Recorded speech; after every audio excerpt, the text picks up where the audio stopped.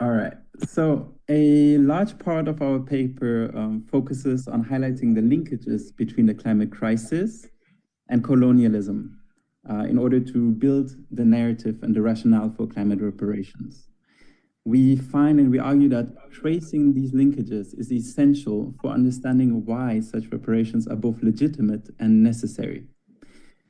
In the research, we start with three main premises or three main points. The first being climate change is not just an ecological crisis, it is a racial justice crisis.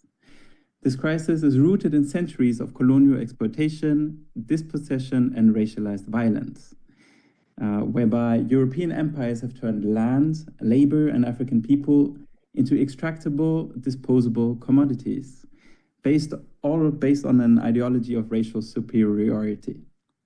And it is this colonial domination which laid the foundation for today's carbon-intensive economies. Our second point is that Africa's vulnerability to climate change is not accidental, nor is it natural, in the sense of, say, climate exposure. It has been engineered.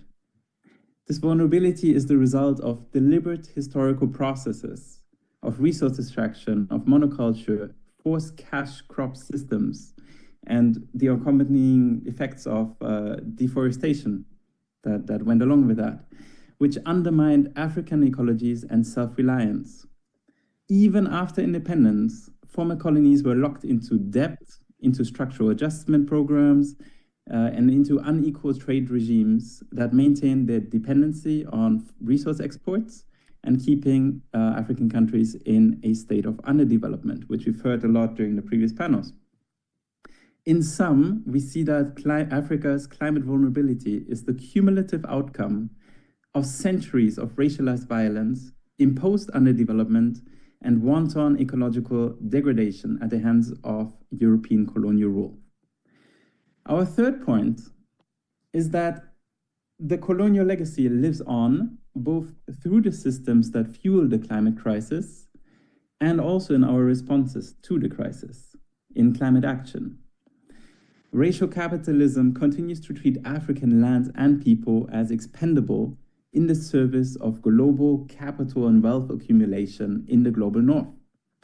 And in a sense, the same corporations and countries that profited from colonial extraction now dominate the global climate governance space and continue to shape African economies, environments, and futures through Western-led development and energy transition agendas. And this includes, for example, solutions or climate solutions, as we call them, around offsets, net zero strategies, carbon markets, which is essentially trading different credits in order to not actually reduce, and models of debt-based finance. So rather than grants, any of the funding currently looks mostly at loans. And all of this climate action that is sort of Western dominated in that sense, has the effect of reproducing the very same asymmetries just under a new name. And there we cite different studies that talk about green colonialism, carbon colonialism, energy colonialism, you name it. All the while, Africans and Afro-descendants remain on the front lines of climate harm. To put it in the words of Tunisian economist Fadel Kaboub, the problem is that we cannot decarbonize a system that has not been decolonized.